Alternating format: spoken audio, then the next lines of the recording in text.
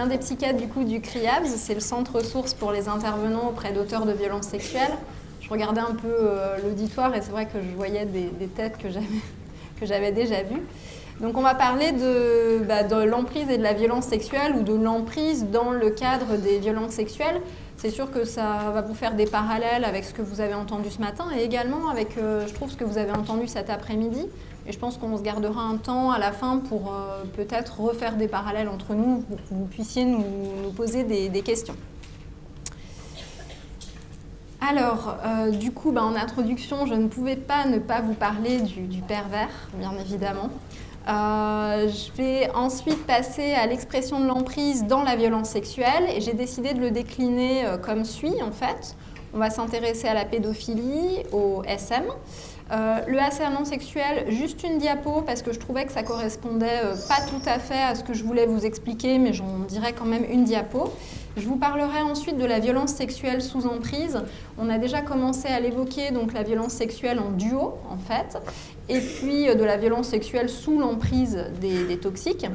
J'aborderai la question de la responsabilité avec des lois qui ont déjà été citées, notamment la loi Boupicard, et je parle sous couvert en plus de M. Jougla, donc voilà, si ce que je dis n'est peut-être pas juste sur la loi, vous me reprendrez bien sûr, ou on le reprendra. En conclusion, comment s'en sortir? Une diapo, parce qu'en fait, ça serait tellement long de pouvoir l'expliquer. Que c'était compliqué de le faire plus, et puis je rappellerai bien sûr les points un petit peu clés de ma thématique. Alors moi, bien sûr, je vais vous parler de perversion, mais je vais vous parler surtout de perversion sexuelle, hein. C'est surtout ça dont je vais vous parler. Donc je vais vous parler du pervers sexuel. Et si on reprend un petit peu d'histoire, en fait, c'est qu'on remonte à un petit peu loin. En 86, Krafft Ebing, dans son livre Psychopathia Sexualis, met deux types en fait, de perversion selon l'objet. Donc, selon l'objet de désir du pervers, c'est-à-dire la pédophilie, l'homosexualité, parce qu'à l'époque c'était une perversion. Et je vous rappelle que c'est depuis peu de temps qu'elle est sortie de nos manuels diagnostiques, de la nécrophilie, etc., etc., etc.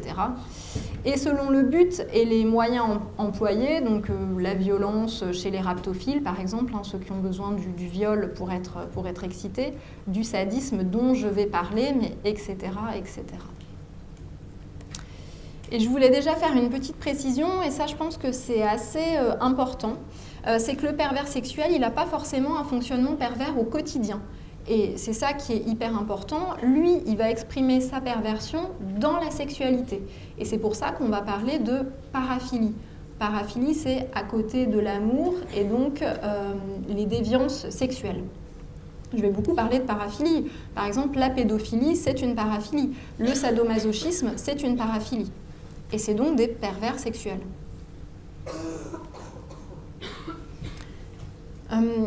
Les traits communs des pervers, toujours pour continuer un petit peu dans cette introduction, le pervers, c'est un empriseur en fait. C'est quelqu'un qui met l'autre sous emprise.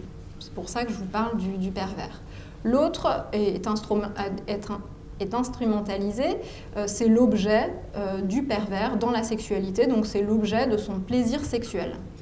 On parle aussi de jouissance partielle parce qu'on dit que le pervers, il est tellement dans le contrôle qu'il ne peut pas s'abandonner à l'autre. Et c'est pour cela qu'on emploie le terme en fait, de jouissance partielle. Parce qu'il y a beaucoup de codes, il y a beaucoup de règles, il y a parfois des scénarios qui sont mis en place avec plus ou moins des détails plus ou moins importants. Donc on parle un petit peu de cette jouissance partielle. Incapacité en fait, de s'abandonner à l'autre et toujours rester dans le contrôle. Et l'idée, bien sûr, c'est l'avilissement de l'objet. L'objet, donc, de l'autre qui est instrumentalisé. J'ai mis 3 moments fondateurs pour cette mise sous emprise. On en a vu beaucoup plus tout à l'heure, mais parce qu'en fait, elles sont un petit peu résumées et les choses sont un petit peu différentes, bien sûr, entre l'emprise sectaire et l'emprise dans le cadre de la violence sexuelle. La prise, c'est ce que disait M. Jougla tout à l'heure, c'est la phase de séduction, en fait. La création, en fait, d'une illusion dans laquelle l'autre va se retrouver fasciné. Et en fait, l'autre va se dire, mais ça y est, j'ai enfin rencontré la personne la personne qu'il me fallait. Ça y est, c'est la vie dont j'ai rêvé. Mais tout ça, c'est une illusion, en fait. Hein. Mais au départ, c'est ça. C'est vraiment la prise.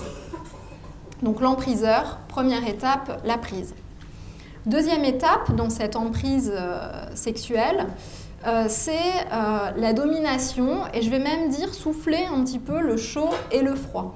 C'est-à-dire que l'autre va être un peu sidéré, va être un petit peu sous le choc, c'est-à-dire qu'à des moments, le pervers va être gentil et méchant. Et quand il aura été trop méchant, il deviendra gentil, et quand il aura été suffisamment gentil, il redeviendra méchant, tout en laissant pas assez de temps pour l'autre pour réfléchir, en fait. Hein. Et c'est vraiment un petit peu l'idée de sidérer. C'est-à-dire que l'autre, en fait, il n'aura pas le temps de trouver des solutions, de réfléchir un petit peu dans cette situation dans laquelle il va être mis, et du coup, de commencer cet état de soumission et en fait de dépendance. Donc ça, c'est la deuxième étape. Et la troisième étape, c'est inscrire vraiment son empreinte sur l'autre, c'est marquer du sceau de son agresseur, en fait en le dépossédant de toute subjectivité. C'est-à-dire que l'autre n'est plus du tout en capacité de réfléchir par lui-même. C'est le pervers qui réfléchira pour lui. L'autre n'a pas forcément conscience de ces étapes-là.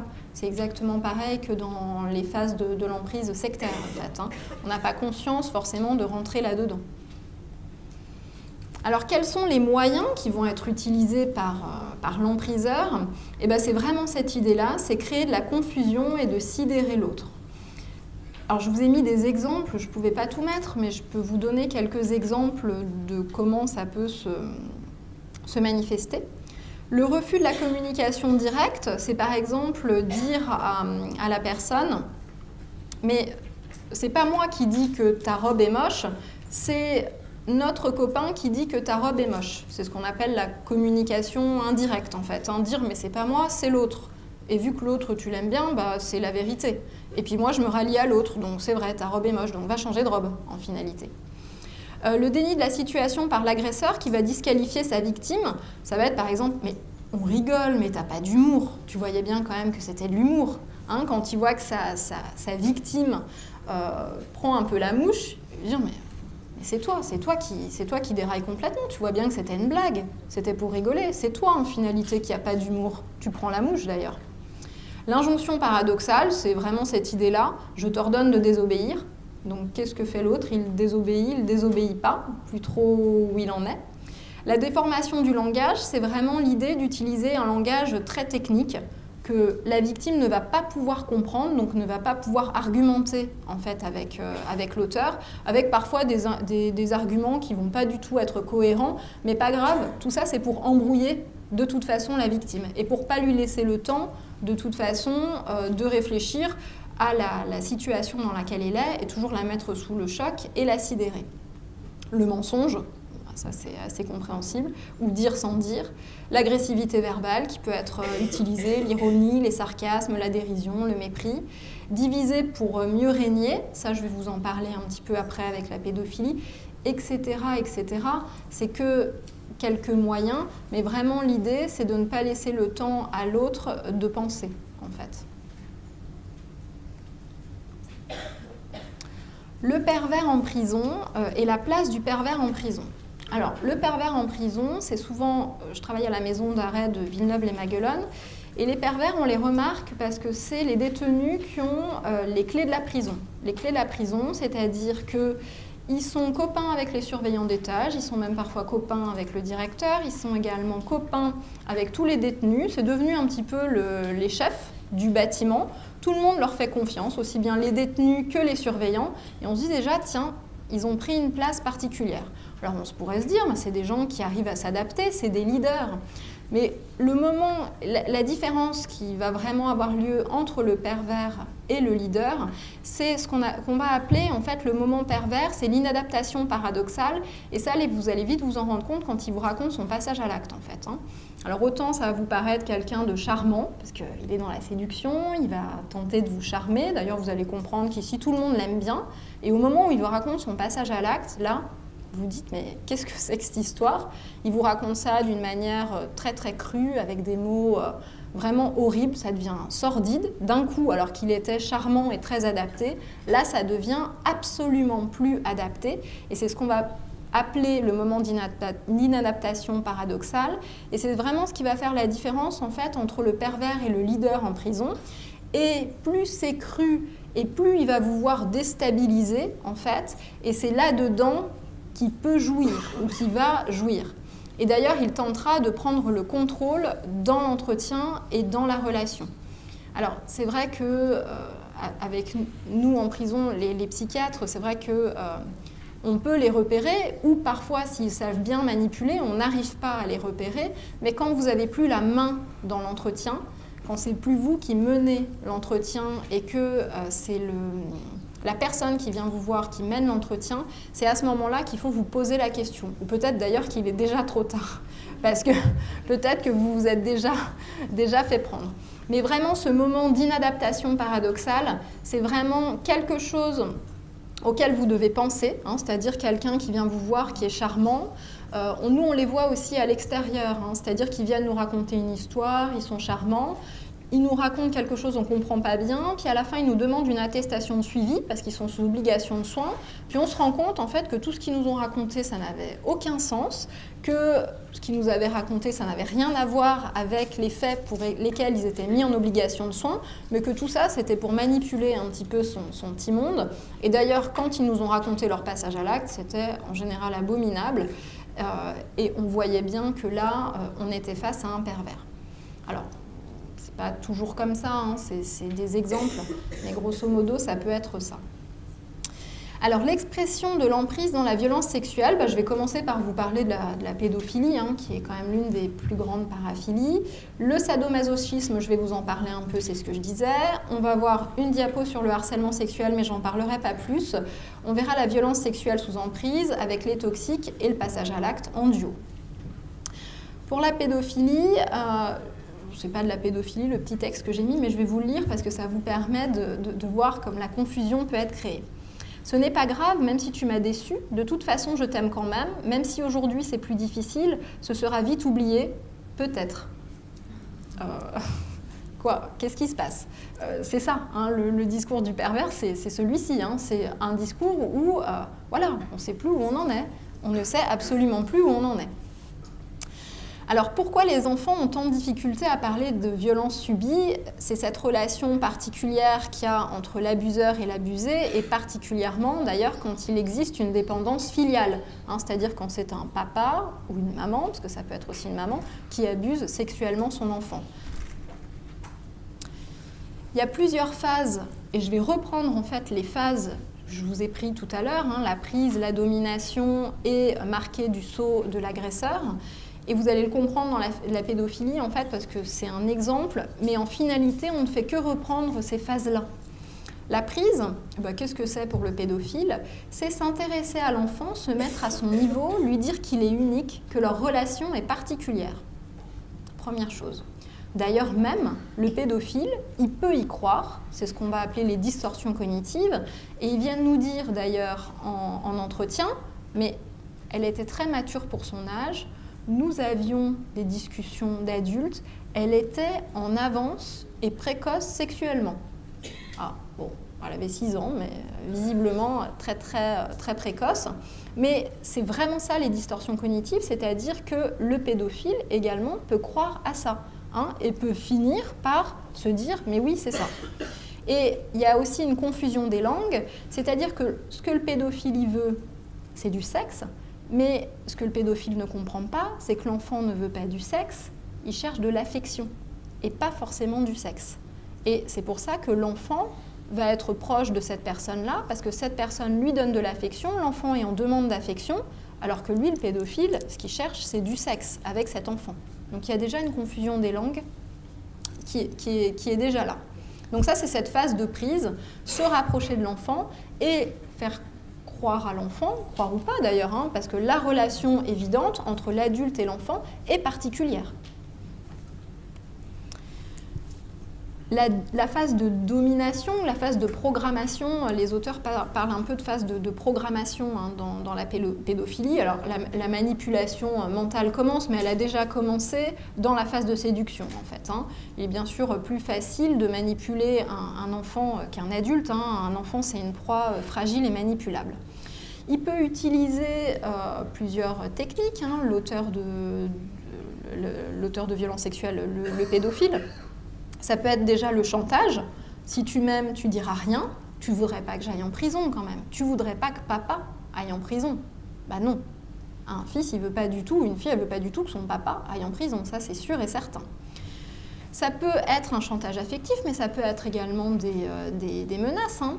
Du coup, si tu parles, tu vas voir ce qui va se passer. Tu vas te prendre une raclée ou je vais faire du mal à ton petit cochon d'Inde ou à ton chien ou à ton chat. Hein, ça peut aller très très loin dans le chantage.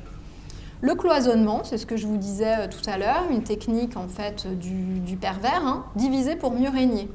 Je le fais avec toi et tu sais, si je le fais avec toi, je le ferai pas avec ta sœur. Puis hop, il dit la même chose à la sœur, comme ça on peut aller aussi sur plusieurs tableaux. Ça, c'est assez intéressant aussi, cette idée de diviser pour mieux régner. L'auteur, il va faire croire à l'enfant que c'est de sa faute. Mais c'est à cause de toi, tout ça. C'est parce que tu le veux bien, tout ça. C'est de ta faute, en fait, tout ça. L'enfant, il est également un petit peu perdu parce qu'il a peur de décevoir, en fait. Hein. Souvent, cet auteur, c'est quelqu'un de proche. Hein, parce que souvent c'est des violences intrafamiliales. Hein. Il faut savoir qu'on n'est pas forcément agressé par un inconnu, mais on est plutôt agressé par quelqu'un qu'on connaît, et particulièrement dans un cercle proche, particulièrement dans les histoires de pédophilie. Et du coup, ça crée encore plus de confusion chez cet enfant. C'est que ses parents l'aiment bien, alors si c'est pas ses parents, parce que alors, si c'est son père, voilà, ses parents l'aiment bien, et ses parents lui ont dit qu'ils pouvaient lui faire confiance. Donc qu'est-ce que je fais en finalité? Il y a également autre chose qui peut se mettre en place, c'est ce qu'on va appeler le plaisir sexuel mécanique. C'est après stimulation en fait d'une zone érogène, il y a un plaisir, entre guillemets, je l'ai mis entre guillemets, automatique, qui est strictement physiologique en fait, qui peut se passer. Et bien sûr, l'auteur va jouer là-dessus en disant « mais ça lui procure du plaisir, je le vois que ça lui procure du plaisir ». Oui, quand on stimule une zone érogène, c'est pas un plaisir. D'ailleurs, il y a une réaction physiologique, par exemple une érection chez un petit garçon. Et ça va créer aussi beaucoup de distorsions cognitives chez les auteurs qui vont venir nous dire « mais il avait du plaisir, j'ai vu, il aimait bien ça ». Compliqué, hein, parce que les victimes ont l'impression d'être d'ailleurs trahies par leur propre corps, en finalité. Quelque chose de très douloureux. J'aurais pu mettre d'autres exemples hein, dans cette phase de domination ou cette phase de programmation hein, qui coince de plus en plus l'enfant. La dernière phase, de toute façon, c'est marqué du sceau de l'agresseur, hein, c'est la normalisation de situation. Donc c'est l'auteur hein, qui va dire à l'enfant « mais quand des gens s'aiment, ils dorment ensemble », par exemple, hein, et comme on s'aime, eh bien, on dort ensemble. Quand les gens s'aiment, ils font l'amour, et comme on s'aime, bah, on fait l'amour. Point. La perte totale de subjectivité, hein. Si j'aime ça, donc si l'auteur il aime ça, la victime aime ça automatiquement, hein, avec cette perte d'identité en finalité. Hein. Tout ce que j'aime, tu l'aimes. On n'est plus qu'une seule et même personne, on fusionne en fait. Hein. Et c'est ça aussi la perte de subjectivité. Vous comprenez bien sûr que c'est dans le cas, quand c'est de la pédophilie, on est face à un enfant et que c'est bien plus facile de manipuler un enfant hein, qui est en pleine construction et qui essaye de faire confiance à l'adulte. Il faut savoir aussi que cet état, marqué du sceau de l'agresseur, hein, cette perte de subjectivité, elle peut perdurer très très longtemps, même si l'abus sexuel est terminé. Et c'est ce qu'on a appelé, enfin c'est pas moi qui l'ai appelé, hein, c'est ce que Seligman appelle l'impuissance acquise. Qu'est-ce que c'est? C'est la théorie du désespoir. C'est une expérience qui avait été faite sur des animaux, hein, mais peu importe, ça va vous expliquer. En fait, il y avait des animaux qui étaient enfermés dans une cage où il y avait des chocs électriques qui étaient donnés sur le sol de la cage. Donc on donnait des chocs électriques, la porte était fermée, donc l'animal ne pouvait plus rien faire que supporter les chocs électriques en fait, qui lui étaient administrés, malheureusement, expérience un peu terrible. Et à un moment, oui, c'est un peu horrible. défoncer. J'espère. Bon, c'est pas moi qui ai fait cette expérience. Hein. Non, voilà. Bon, c'est un peu terrible, mais ça va vous montrer. Parce qu'à un moment donné, on ouvrait la porte de la cage. Je me dis, mais l'animal, il va sortir. Ben non, pas du tout. Il s'allongeait sur le sol et il continuait à subir les décharges électriques. Ça vous explique cette théorie du désespoir, c'est-à-dire que même à un moment où il y a une autre possibilité, on ne la prend pas parce qu'on a appris à gérer cet abus, cette douleur. Et c'est ce qui va vous permettre de vous expliquer que parfois, certaines personnes qui ont subi des violences sexuelles puissent en subir à nouveau, c'est-à-dire retomber sur quelqu'un qui va leur faire à nouveau subir des violences sexuelles. Ce qu'on appelle l'état de soumission aussi également. Alors, je ne sais pas si vous avez des questions sur la pédophilie. Voilà un petit peu une des perversions sexuelles, une façon de mettre l'enfant sous emprise. Et j'ai aussi voulu vous parler maintenant on passe à un autre, peut-être plus rigolo, le sadomasochisme. Et je me disais, si le sado rencontrait son maso, est-ce que ça ne serait pas ça, l'amour véritable ?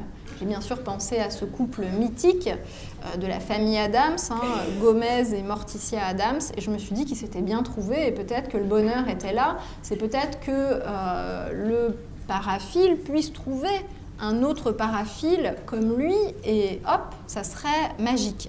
Et je me suis dit, dans le sadomasochisme, ça marche comme ça, donc le sado rencontre son maso et il n'y a pas de problème. Et en fait, je vais vite répondre à votre question, en fait. Pour le sadique, ça renvoie au plaisir d'infliger de la douleur à une victime non consentante. C'est ça, le vrai plaisir du sadique. C'est d'aller à un endroit où, même si la personne était d'accord pour faire des choses un petit peu violentes dans le cadre de la sexualité, elle n'aurait peut-être pas quand même voulu aller aussi loin.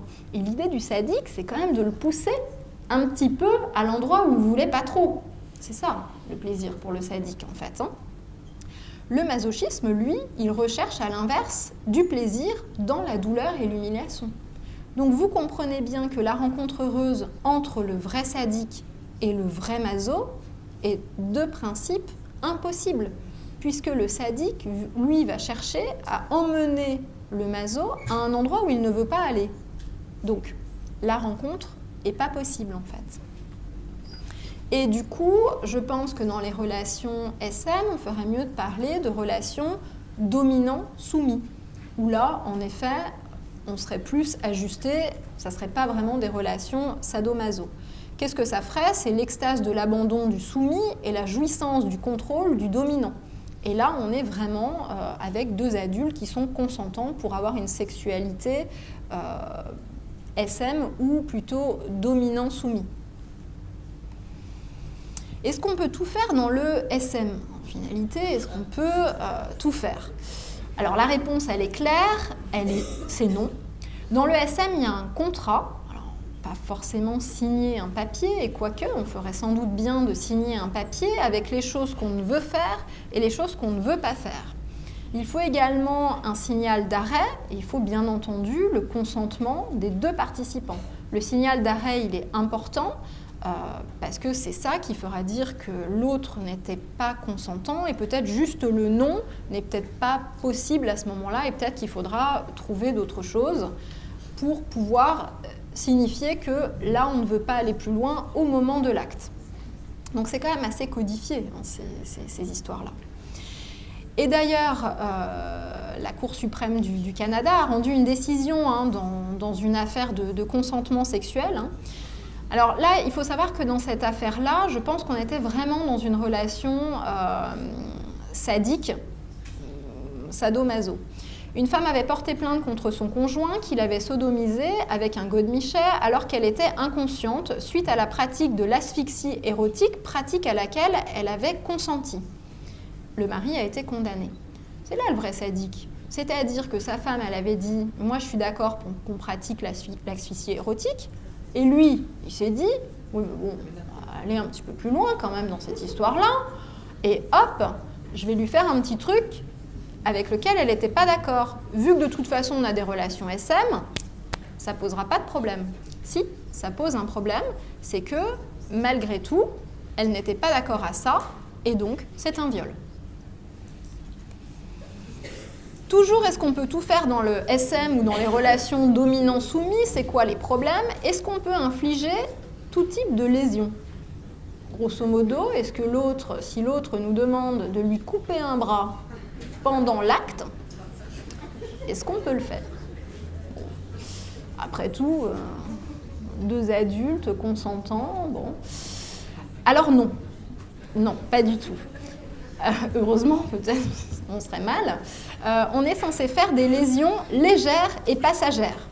On peut vouloir être fouetté par son maître ou sa maîtresse sans pour autant vouloir être hospitalisé ou couvert de cicatrices. Donc le consentement de la victime n'est pas un fait justificatif des coups et blessures volontaires qu'on lui inflige. C'est-à-dire que même si quelqu'un vous demande de lui couper le bras, non, vous ne pouvez pas le faire, même sous pratique sexuelle. Heureusement, hein, peut-être qu'on est là aussi pour protéger un petit peu de certaines dérives qui pourraient aller un peu loin. Autre question, est-ce qu'on peut pratiquer le SM avec n'importe qui? Alors là, vous comprendrez bien que le consentement a une valeur très très importante. En finalité, est-ce que la personne était en état de consentir? Et ça va poser toute la question des personnes qui ont été sous drogue, sous alcool, les adultes vulnérables. Bon, bien sûr, je ne parle pas des enfants là-dedans, mais là, ça posera vraiment ces questions-là. Hein. Est-ce que le consentement était recevable? J'en viens, mais pourquoi elle nous parle de SM depuis le début, là? C'est bien sympa, mais voilà. En finalité, est la personne sous emprise? La personne est-elle vraiment masochiste ou croit-elle l'être? Est-elle en état de suggestion psychologique? Hein? Je vais vous donner un petit peu les exemples. Grosso modo, est-ce que le maso veut vraiment être maso ou est-ce que le sadique, parce que alors là pour le coup il aurait bien son nom, lui aurait pas dit que ça serait intéressant qu'il soit un peu maso? Compliqué. Eh bien, on va retourner un petit peu dans ces étapes dont je vous ai parlé précédemment, la phase de séduction. Faire croire à sa victime qu'elle est unique. Le pervers va s'ingénier à lui faire croire que s'il lui propose d'aller plus loin dans la sexualité, s'il l'incite à sortir des sentiers battus, c'est qu'elle est la partenaire idéale. Celle qu'il attendait depuis toujours, la seule capable de combler, celle en qui il a toute confiance. Donc, vous voyez que déjà, cette femme ou cet homme qui a rencontré cet homme ou cette femme va se dire, phase de séduction, illusion, j'ai rencontré le partenaire idéal, je suis sa partenaire idéale, tout est parfait et il a une sexualité un peu particulière. Bon, soit. La création d'un climat angoissant. Hein? J'en viens à la deuxième phase. Le pervers fera comprendre que pour garder son amour, elle doit se montrer à la hauteur de ses besoins. Bah oui. Elle va avoir peur qu'il aille ailleurs, en fait. Hein. Chercher justement une autre compagne qui assouvirait ces besoins-là. Parce qu'elle sait qu'il a des besoins particuliers, mais il est tellement parfait. Et par peur de le perdre, elle peut tout accepter et même être à l'initiative de certains scénarios. C'est ça la meilleure quand même. Hein. C'est que à la base, elle n'était pas du tout maso, mais que là, elle est en train de se dire que pour rester avec lui, parce qu'il a une sexualité particulière, ça serait bien qu'elle accepte tout ça, qu'elle aille même de plus en plus loin et qu'elle transgresse les propres règles qu'elle s'était fixées. Et voire même qu'elle lui propose des trucs. D'ailleurs, de toute façon, cette personne, elle ne sera jamais à la hauteur, en finalité. Parce que le sadique va toujours lui en demander un peu plus. Hein, parce que si elle est consentante, ça ne l'intéresse pas. Donc il faut toujours l'amener à un endroit où elle ne serait pas vraiment consentante, où elle-même va transgresser ses propres limites. C'est ça le sadique. Hein. la victime risque d'avoir l'impression de ne jamais en faire assez ou de ne pas être assez douée pour le satisfaire. Et bien sûr, le pervers va s'ingénier à lui faire penser ça. C'est évident. C'est une situation, bien sûr, dont il tirera profit pour en exiger encore plus. Donc, emporté dans les délires sexuels de son bourreau, il arrive que la proie soit saisie par la honte d'avoir pu ressentir du plaisir dans certains actes pervertis. Et il faut savoir que c'est à ce moment-là que le silence va commencer à s'installer et que cette victime peut commencer à s'isoler, parce que je parle de victime dans ce cas-là, parce que vous comprenez bien que si elle commence à être à l'initiative de certains scénarios, comment après elle peut aller dire à ses proches ou à ses amis « oui, il me force à faire des choses bizarres d'un point de vue sexuel », alors que c'est même elle qui lui a proposé de faire des choses bizarres. Vous voyez ? Ça crée encore une fois un peu de confusion et ça va isoler la victime. Le silence va commencer à s'installer. Et de toute façon, pour le garder, il faudra toujours qu'elle en fasse plus et elle poussera de plus en plus ses limites. De toute façon, ça n'ira jamais au sadique qui en demandera toujours plus. Donc c'est en entrant malgré elle dans le jeu de la perversion sexuelle du prédateur que la victime donne vie au bourreau. Vous voyez bien qu'au fur et à mesure, ça prend de l'ampleur, cette histoire-là. Ça ne se passe pas toujours comme ça, mais ça peut. Le harcèlement sexuel, pour en venir à autre chose, une diapo, parce que je trouve que ça ne colle pas tout à fait à ce processus d'emprise que je voulais mettre en avant, mais quand même, dans le harcèlement sexuel, il y a cette idée d'affaiblir psychologiquement la victime. Donc potentiellement par la suite de la mettre sous emprise, parce qu'on voit bien que quand on est fragile, fatigue psychique ou fatigue physique, c'est à ce moment-là qu'on risque de pouvoir être mis sous emprise. Et je trouvais ce petit texte assez rigolo pour le harcèlement sexuel. Écoutez, comme je ne comprends pas bien ce en quoi j'ai fait était du harcèlement sexuel, je vais tout recommencer du début et vous me dites ce qui ne va pas, ok ? Toujours un peu perdu. Les violences sexuelles sous emprise, et on va commencer par la partie sous les toxiques, c'est-à-dire violences sexuelles sous l'emprise des toxiques. Et je voulais quand même parler de ça parce que j'ai beaucoup de jeunes qui viennent à ma consultation, parce que pour le coup, je suis des auteurs de violences sexuelles mineures, et pour certains, voici ce qu'ils peuvent me dire. On était à une soirée, on avait beaucoup bu et fumé. Je pensais qu'elle était d'accord, elle était allongée sur le lit, j'ai commencé à la toucher, elle n'a rien dit. Bon, j'ai continué. Ben oui, mais justement, si elle n'a rien dit, est-ce que ça veut dire qu'elle était d'accord, grande question. Donc, pour vous rappeler que le consentement, c'est l'accord volontaire de la personne à une activité sexuelle. Et selon la jurisprudence canadienne, mais ça serait la même chose en France, une personne consentante est une personne consciente et lucide, c'est-à-dire qu'on ne peut pas recueillir le consentement d'une personne qui est sous l'emprise de toxiques, qui est en mesure d'accorder, de révoquer ou de refuser son consentement tout au long de la relation, et ce, pour chaque acte sexuel effectué. Donc, c'est-à-dire, ça je le répète aux jeunes, c'est pas parce qu'elle a dit oui une fois qu'elle dira oui la deuxième fois, c'est pas parce qu'elle a dit oui au début qu'elle ne peut pas dire non à n'importe quel moment. En finalité, ça c'est compliqué pour les jeunes. Mais on était ensemble, on l'avait fait une fois, pourquoi elle ne voulait pas le faire la deuxième fois? Mais c'était son droit de ne pas le faire la deuxième fois. Il fallait arrêter. Donc ce n'est pas un tiers, qui doit donner l'accord de la personne. Vous comprenez bien que ce n'est pas la copine de machin qui doit dire que machin est d'accord à une relation sexuelle. Souvent entre les jeunes, c'est toujours un peu confus. Oui, mais sa meilleure amie m'avait dit qu'elle était d'accord. Oui. Mais en effet, les jeunes, à ce moment-là, les amis, ça prend beaucoup, c'est très important. Ou via les réseaux sociaux, elle m'avait dit qu'elle était d'accord, un tel m'a rapporté que, on ne sait plus qui avait dit quoi, mais bref, on a appris qu'elle était d'accord. Donc elle n'a jamais dit qu'elle était d'accord en face, mais elle l'aurait dit à un tel qui aurait dit. Bref. La personne doit être en capacité de formuler son accord. Attention aux toxiques, je préviens toujours les jeunes par rapport à ça. Bon, le consentement formulé à la suite d'un abus de confiance ou de pouvoir n'est pas valable. Un non est un non, parce que petite confusion avec certains films porno chez des garçons qui ont pour le coup, qui peuvent parfois être un peu, on va dire, déficients intellectuellement. Certains films porno, ils sont un peu confus parce que les filles, elles disent non, mais quand même, ça veut dire oui. Hein, donc, bim, ça fait un petit truc dans la tête qui fait que c'est plus si clair. Si la personne manifeste l'absence de son accord par ses paroles ou son comportement, ou si elle le manifeste après avoir consenti, l'autre personne doit cesser l'activité immédiatement. Ça paraît clair en fait et logique vu comme ça, mais je vous assure que dans le cadre des soirées très arrosées ou des soirées où il y a de la drogue qui tourne ou une drogue douce ou drogue dure, ça devient extrêmement compliqué ces histoires-là.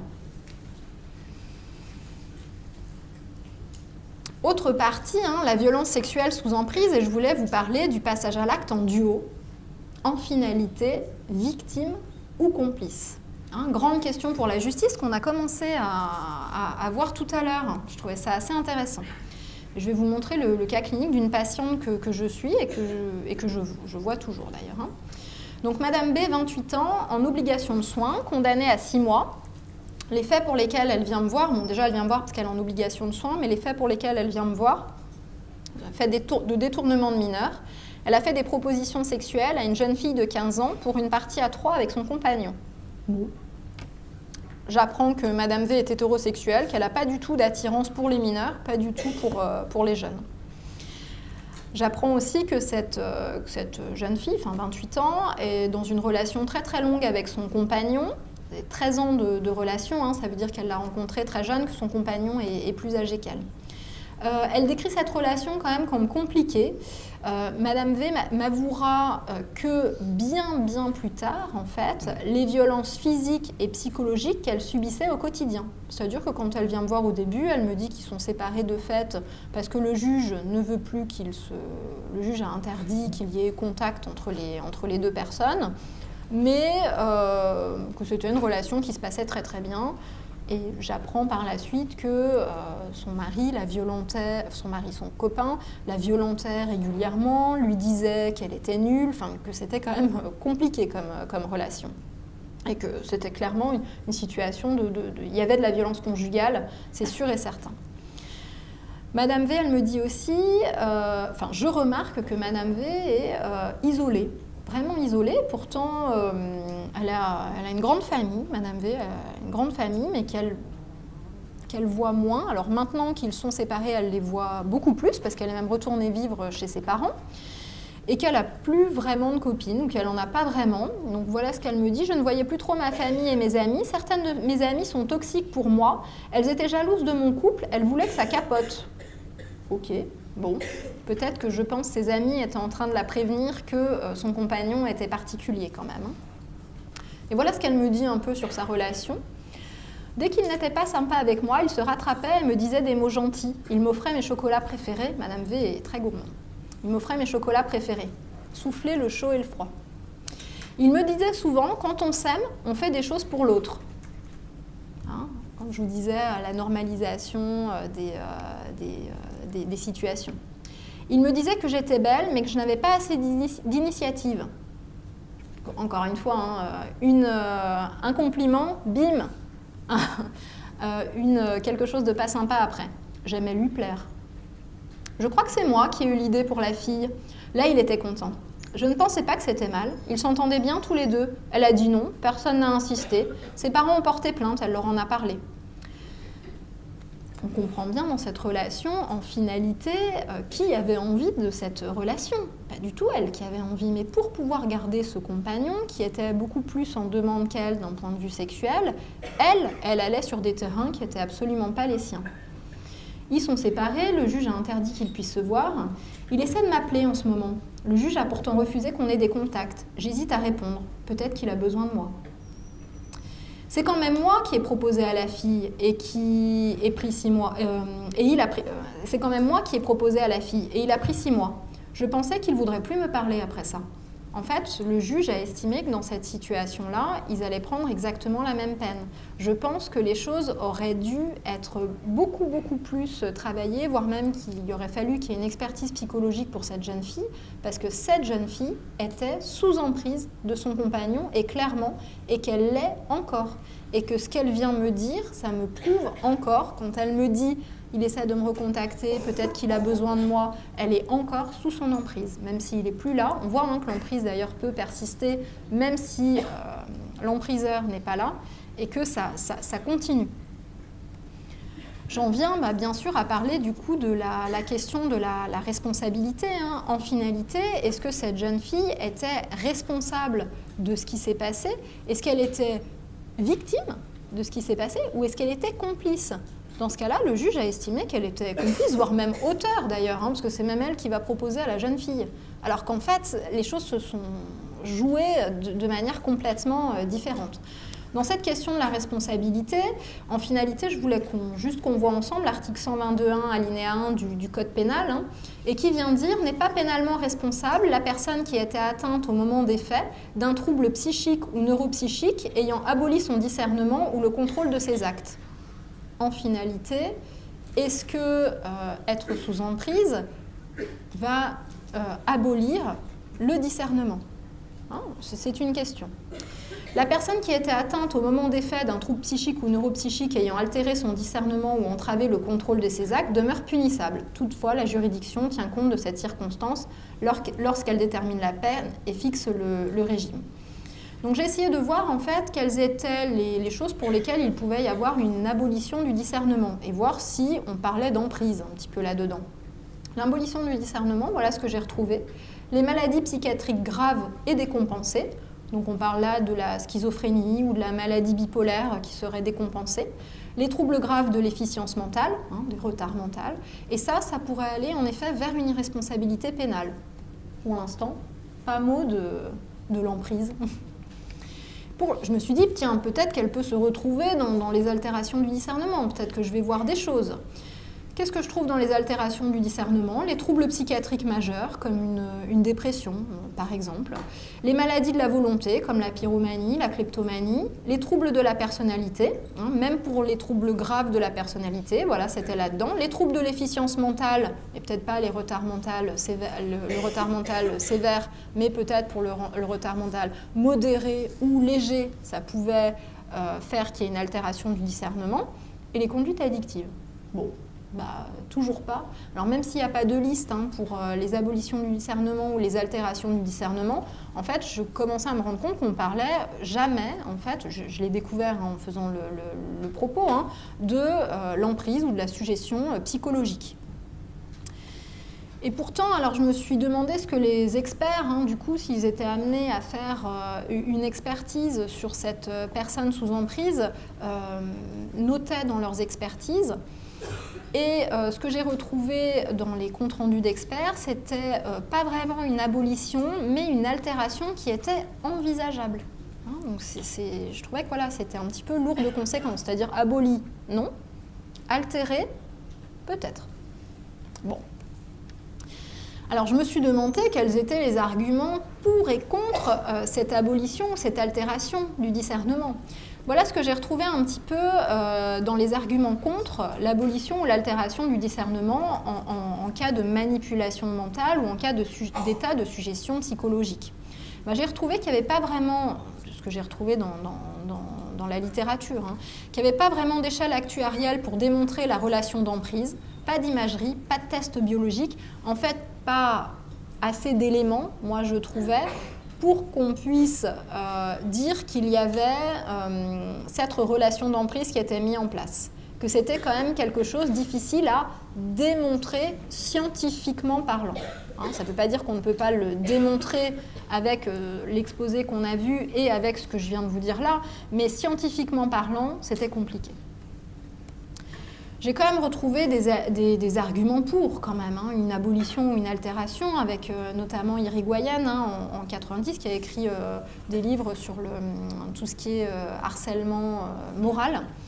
Et voilà ce qu'elle dit un petit peu dans ses propos. Il y a une domination de l'un sur l'autre, il n'y a pas de négociation possible. L'emprise retire le pouvoir de dire non. La victime n'a pas la capacité de consentir librement à la commission de l'infraction. Ses facultés critiques sont altérées, ont-elles conscience de commettre un acte répréhensible? En effet, si on dit qu'il y a une perte de subjectivité quand la personne est mise sous emprise, en finalité, ça veut dire que la personne n'a plus son libre arbitre, et sans libre arbitre, comment être responsable de ce qu'on fait. J'ai trouvé aussi des choses qui vont, à mon sens, dans le sens d'une abolition, d'une altération du discernement, des choses bien sûr peut-être qui restent encore à travailler, peut-être des échelles qui restent encore à être validées, à être testées, mais je pense que c'est des choses qui peuvent être encore travaillées. J'ai trouvé le professeur Parquet qui a écrit les 10 critères de l'emprise mentale, en fait. Donc, il a écrit ça dans le cadre des victimes d'emprise sectaire. Donc, peut-être vous avez travaillé un petit peu avec lui. Et je trouvais l'échelle très intéressante. J'en parle à demi-mot dans l'emprise sectaire, parce que ce n'est pas du tout mon propos. Mais je pense qu'il y a des choses qui peuvent être transportables dans l'emprise sexuelle, dans un passage à l'acte en duo, notamment. Et voilà un petit peu donc il faut avoir 5 critères sur 10 pour valider en fait cette idée d'être sous emprise. Je vous lis un petit peu les 10 critères. La rupture avec les modalités antérieures, en fait les ruptures avec la vie antérieure, le comportement antérieur. L'occultation des repères antérieurs, on n'a plus les mêmes repères, les choses deviennent différentes. L'acceptation par une personne que sa personnalité, sa vie soit modelée par des suggestions, les ordres imposés par un tiers. Donc ça serait une délégation générale et permanente à un modèle imposé. C'est-à-dire que c'est un tiers qui vient donner maintenant les idées, le rythme de la vie, le quotidien de la personne. L'adhésion et l'allégeance inconditionnelle à cette personne et qui va conduire à une loyauté envers la personne, une obéissance absolue, une crainte et aussi une acceptation des sanctions et une impossibilité de croire qu'on peut revenir en arrière, en fait, qu'on peut revenir à un mode de vie antérieur. Une mise à disposition complète, progressive et extensive de sa vie à une personne ou à une institution, ce qu'on disait tout à l'heure. Le mode doctrinal avec cette possible démarche prosélyte, dont on a parlé également tout à l'heure. La dépossession des compétences d'une personne avec anesthésie affective et l'altération en fait du jugement de la personne, c'est-à-dire que on ne rentre pas dans une secte parce qu'on a un retard mental. On peut rentrer dans une secte même si on a des très très bonnes capacités, ça n'a rien à voir, et pourtant on perd ses capacités de jugement en ce qui concerne ce qui est en train de se passer là pour nous. L'altération de la liberté de choix. L'imperméabilité aux avis, attitudes, valeurs de l'environnement, avec impossibilité de se remettre en cause et de promouvoir un changement. Donc, c'est-à-dire que les personnes deviennent complètement imperméables à ce que peuvent dire leurs familles. D'ailleurs, en général, ils s'isolent, c'est ce qu'on va parler, l'isolement. Et l'induction et la réalisation d'actes graves préjudiciables. Je ne donne pas la suite, mais potentiellement, ça peut conduire à des choses graves. On l'a vu tout à l'heure, avec des personnes qui peuvent soit commettre des actes sur d'autres personnes, soit même, par exemple, ne pas se soigner. Et je pense que ces échelles-là sont intéressantes, parce que ça nous donne matière à penser, et je pense qu'on peut essayer de les transposer dans d'autres domaines, et qu'on peut se servir de ça pour aussi le transposer dans le domaine de la sexualité. Dans les arguments pour aussi une altération ou une abolition du discernement, c'est un petit peu l'expérience de Milgram. Alors c'est un petit peu différent parce que là on est sous autorité. Alors est-ce qu'on peut dire sous emprise de l'autorité? Voilà, je ne sais pas trop, mais c'est cette expérience, c'est passé à la télé. Je me demande d'ailleurs s'il ne va pas avoir un film là récemment sur cette expérience-là. C'est-à-dire que il y a une personne avec un présentateur et il y a une autre personne en face, derrière un bureau, qui est un comédien, mais la personne, le présentateur le sait, le comédien, bien sûr, le sait, et la personne qui est avec le présentateur ne le sait pas. Et en fait, le comédien, la personne qui est avec le présentateur pose des questions au comédien, et si le comédien répond faux, il a une décharge électrique. Donc, il y a tout un jeu, c'est faux, c'est une fausse décharge électrique.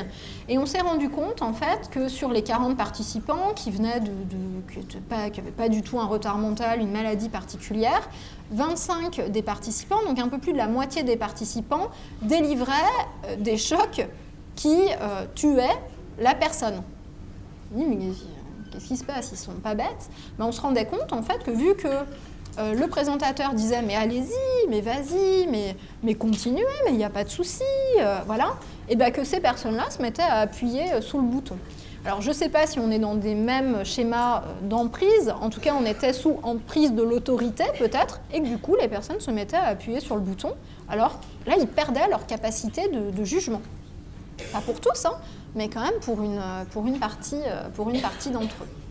Juste la loi Abou-Picard, dont on vous a parlé tout à l'heure et que je vous ai écrit juste là, je reprends avec vous les termes importants, hein, est puni de 3 ans d'emprisonnement et de 375 000 € d'amende l'abus frauduleux d'une personne en état de suggestion psychologique ou physique résultant de l'exercice de l'expression grave ou réitérée ou de techniques propres à altérer son jugement pour conduire ce mineur ou cette personne à un acte ou à une abstention qui lui sont gravement préjudiciables.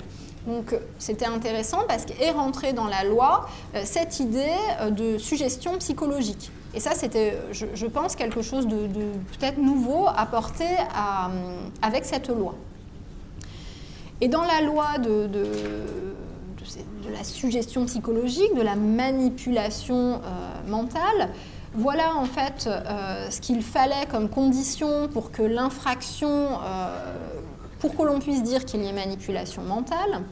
La manipulation mentale doit se matérialiser dans des pressions graves ou réitérées ou des techniques propres à altérer le jugement de la victime, hein, qu'on a vu précédemment. Elle doit aboutir à un état de suggestion psychologique et le délit ne sera consommé que si la personne ainsi réduite sous suggestion est conduite à un acte ou une abstention gravement préjudiciable à elle-même. Bon.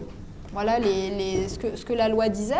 Et une difficulté de l'application de la loi Abou-Picard, mais peut-être que ça a changé, peut-être que vous nous en direz peut-être un mot, c'est que, en fait, la quasi-totalité de la jurisprudence, elle estime que la plainte n'est recevable que par l'adepte ou la victime elle-même, une fois qu'elle a pris conscience qu'elle était abusée. Mais encore pour cela, faut-il qu'elle soit sortie de l'emprise en fait, mentale. Et ça, c'est compliqué parce que ça demande du temps. Alors, bon, comment s'en sortir? Une diapo. Court. Déjà, l'idée, c'est de reconnaître la relation d'emprise. Alors, vous allez me dire, oui, pas si simple. Oui, pas si simple. Parce qu'en effet, sans une volonté un petit peu de l'auteur, on ne fera pas grand-chose. On ne pourra rien faire contre sa volonté. Hein, ça ne fonctionne pas, je pense, de forcer la personne à... Si elle ne veut pas, elle retournera dedans. Hein. Dès qu'on la laissera sortir, elle retournera dedans. Ça sera aussi briser le silence. Et ça, je pense que c'est vraiment, vraiment la chose qui peut tout changer à partir... Mais je pense qu'on est déjà un petit peu sorti de l'emprise à partir du moment où on brise le silence. C'est-à-dire que dans notre tête, on en est déjà sorti en finalité. Parce que justement, l'idée des empriseurs, c'est de garder la personne là sous mainmise et qu'elle ne parle à personne et qu'elle s'isole. À partir du moment où la personne recommence à voir des tiers, elle commence déjà un petit peu à sortir de l'emprise. Se rapprocher de sa famille, de ses amis, de prendre appui sur son thérapeute, parce que ça ne va pas être si simple en finalité de sortir de ce climat-là. Et ça va demander du temps et énormément d'énergie. Énormément d'énergie. Il faudra aussi que la personne elle puisse s'affirmer et poser ses propres limites. Parce que notamment dans le sadomasochisme, il faut savoir que la personne qui était avec le sadique a enfreint au fur et à mesure ses propres limites. Parce qu'elles étaient peut-être pas claires et qu'elles étaient peut-être perméables, ces limites-là. En finalité, c'est se redonner un petit peu confiance et mieux s'affirmer. En conclusion, en dernière diapo, juste pour rappeler les points plus ou moins importants du topo, en fait, que je voudrais que vous reteniez, c'est que l'emprise, elle peut s'exprimer dans différents domaines, dont celui de la sexualité. On a vu le cadre sectaire tout à l'heure. L'empriseur sera, dans ce cas, le pervers sexuel. C'est exactement ça. L'idée de faire croire à l'autre qu'il est consentant pour cette forme de sexualité, sachant qu'on sait très bien qu'il n'est pas consentant. Dans le cas de la manipulation mentale, une expertise pourrait conclure à une altération du discernement, voire même une abolition du discernement, et je pense qu'il faut travailler dans ce sens-là, à créer des outils qui peuvent aider les professionnels à pouvoir peut-être montrer aux juges qu'il y a cet état d'altération du discernement, voire d'abolition du discernement, par cette perte en fait de libre arbitre. Je vous remercie pour votre attention et si vous voulez aller plus loin,